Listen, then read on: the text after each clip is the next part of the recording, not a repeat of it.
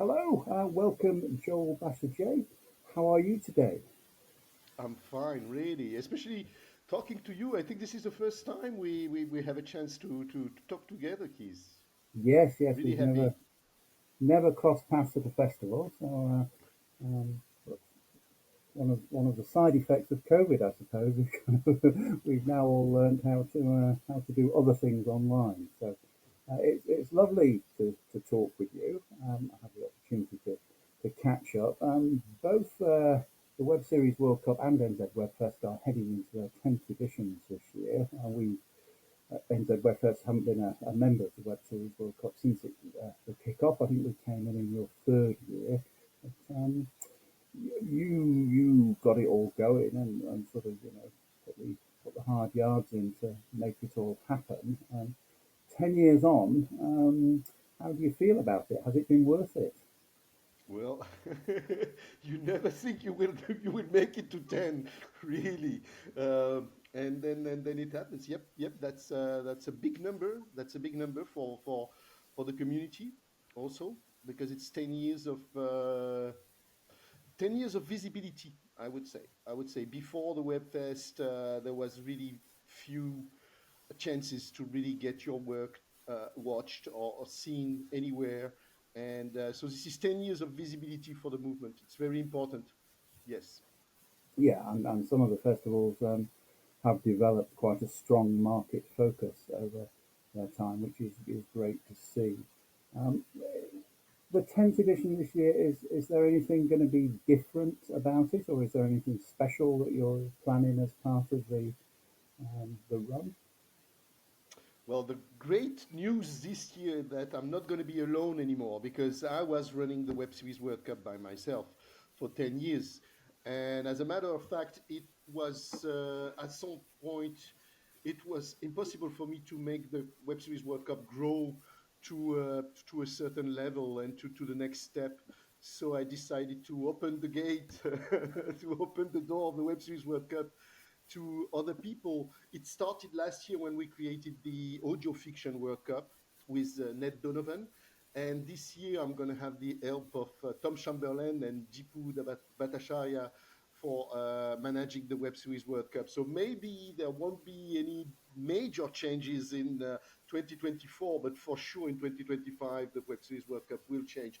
How? I cannot say right now. We have many ideas, and we could discuss the ideas, the plan that we have to develop the Web Series World Cup. But maybe it's not going to happen this year exactly. But good to lay the groundwork and good to share the load as well to get more people involved. I've never met Tom or Deepu. I've met Deepu's sister because she was down here for our 2019 edition. But they're certainly well-known figures in the circuit and several seasons of the Pantless Detective, which was a big hit on the circuit and a big hit with audiences here as well. So, yeah, certainly some quality people coming to join you there. So it's great. So with this 10th edition, it'll roll in the way that it normally does for people who don't know what that is. The easy way to explain it from a New Zealand point of view is to say it's like the rugby sevens for web series, in that it rolls from festival to festival, and you pick up points for depending on how well you do at that festival, and at the end there's somebody who's got more points than anybody else. And it was a New Zealand show back in the very first year, which tied for the win. Justin Harwood's High Road was there. Then we've never quite climbed to the top of the table since then, but it was lovely to see it and a great show. I mean, it won with us as well back then. So in terms of what you do this year, what are you hoping to get out of the first year of having other people involved? I mean, as you say, we won't necessarily see all the change until next year, but what's good for you this year? This year, our first task will be to solidify, to enforce the circuit also. We all know that with the pandemic, lots of web tests have suffered Some webfests have disappeared. Some webfests are now in hiatus, waiting for to see if they can continue, go on. And as a matter of fact, the circuit is shrinking a little bit these past years. We now have like 16 or 18 festival in the circuit when we used to have 30 or 32 in 2017, I think. So the main task will be to support the webfest this year and try to give them the maximum support that we can. We want also to include some rules because the Web Series World Cup had no rule at all. Because the purpose was to really serve everybody, the community of creators, but also the community of web test directors, all initiative in the world. So we said, okay, no rule. I was like, the only rule is to have absolutely no discrimination whatsoever in the selection and to have at least six international awards. These were the only two rules that we had.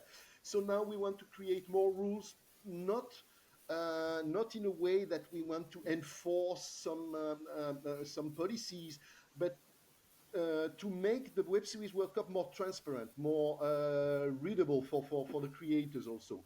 Because we found out that many creators, they don't understand really what it is, even if it was pretty clear for me in my head. I found out that lots of creators, and they find out sometimes late that they are in the circuit. So we want to give more transparency and make it more clear this year. Okay, well, yeah, I mean that's a good place to start because there's always some confusion for people, and certainly some of that has spilled over into the audio fiction World Cup as well, because until Ned sort of started pushing to develop that, there wasn't many an opportunity for podcasts to take part in a festival. There are a bunch of podcast award events in different countries around the world. We have one here, but in terms of actually presenting your work to an audience, that was something that sort of wasn't really happening in any kind of major way. And I know that they got kind of great response of that, to be able to do some of that live and in person, which was great for them. And they're into their second year now. And we were able to talk to Ned a couple of weeks back about sort of his hopes for it this year, which is a great thing. But from your point of view, do you think that's kind of the main expansion as far as the Web Series World Cup goes, to introduce podcasts, or are there other things that you're kind of contemplating as well? It's part of a strategy. It's part of a strategy. 10 years ago, we were absolutely sure, absolutely certain that we will build a market, a specific market for short form and for a serialized audiovisual short form. It did not happen.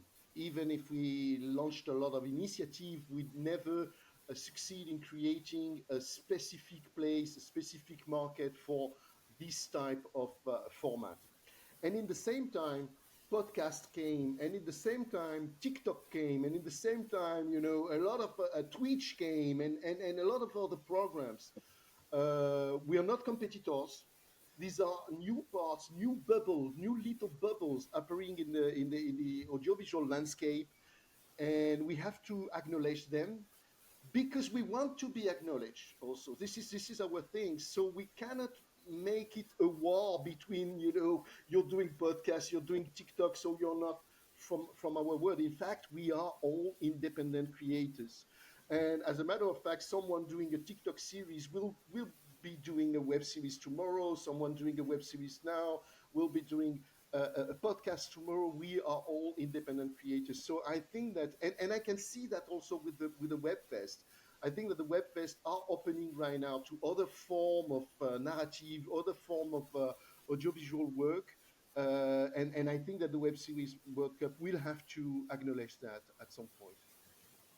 Yeah, I guess that may be something that gets thought about when you're contemplating rules, how you kind of start to define, what things are, and what sorts of categories you might festivals might consider introducing to kind of treat treat apples as apples really, which is always going to be a challenge with something as broad and unwieldy as online content really, because we're not like television where there's 22 minutes plus the ads, or um, so there's a lot of variety, and not that television hasn't suffered its own disruptions over the last few years with the arrival and now dominance of the streaming platforms. So, um, they're kind of another thing really that's in terms of